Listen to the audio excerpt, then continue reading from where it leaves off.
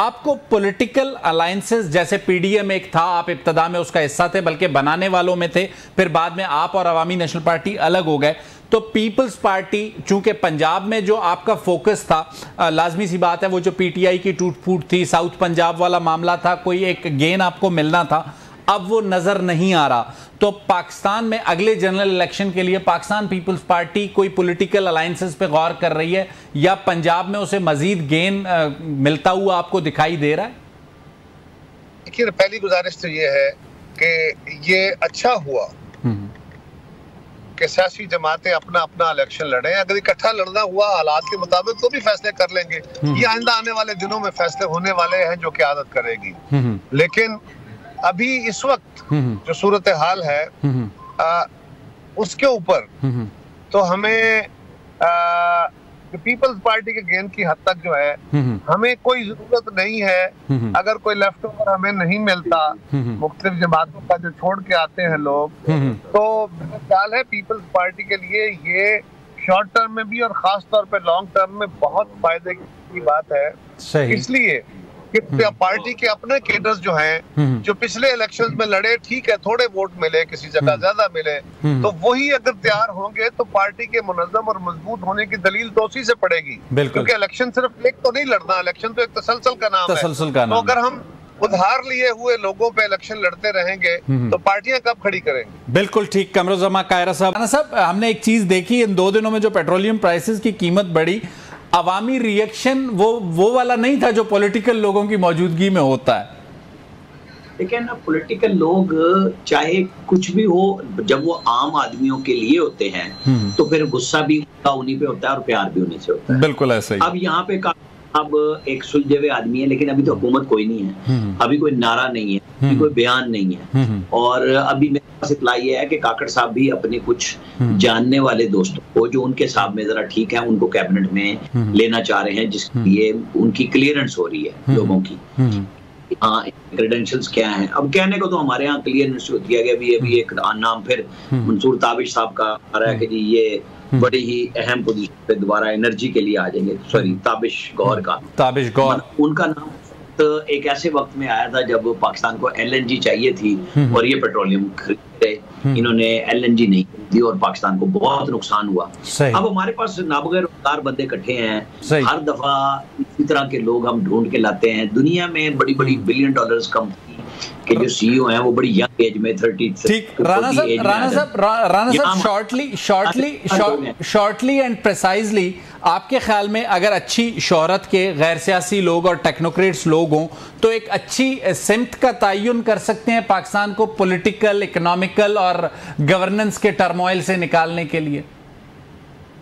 देखें, दावे सारे करके आते हैं, असल बात है करता कौन है। कोशिश होनी चाहिए। बिल्कुल।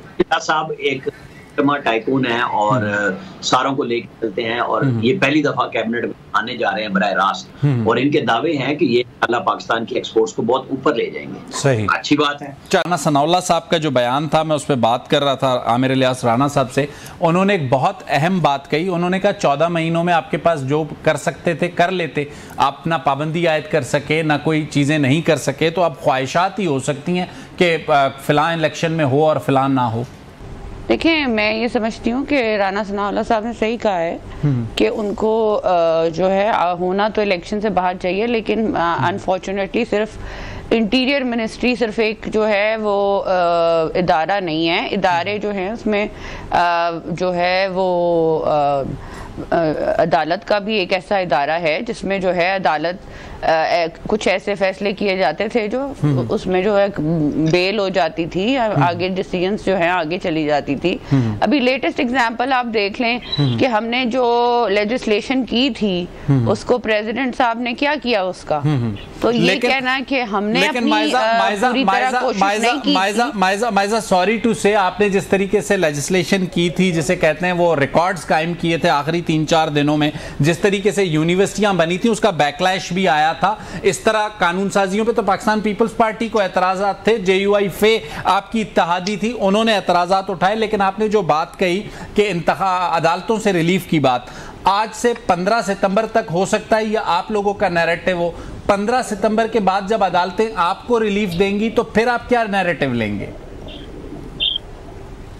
देखिए, सबसे पहले तो मैं ये कहना चाहूंगी कि जो 3 महीने या 2 महीने पहले लेजिस्लेशन, महीना पहले लेजिस्लेशन हुई है, कानून साजी होती है। कानून साजी जो है वो काम है पार्लियामेंट का, तो एक सुप्रीम अदारा है। अगर वो पार्लियामेंट में पीपल्स पार्टी थी, 13 जमातें थी और उन्होंने उस वक्त पार्लियामेंट में कोई इशू रेज नहीं किया और उन्होंने जो है बिल में को पास होने दिया, तो मैं ये समझती हूँ कि जब बिल पास हो गए अवामी नुमाइंदों की तरफ से, जितनी देर में हुए, कब हुए, उजलत में हुए, ये सवाल जो है तरीकाकार गलत हुआ, कमेटियों में नहीं गए, डिबेट नहीं हुए। 1 मिनट भाई, एक प्रेसिडेंट कौन होते हैं कि जो इन जो लॉज को है अनडू करें?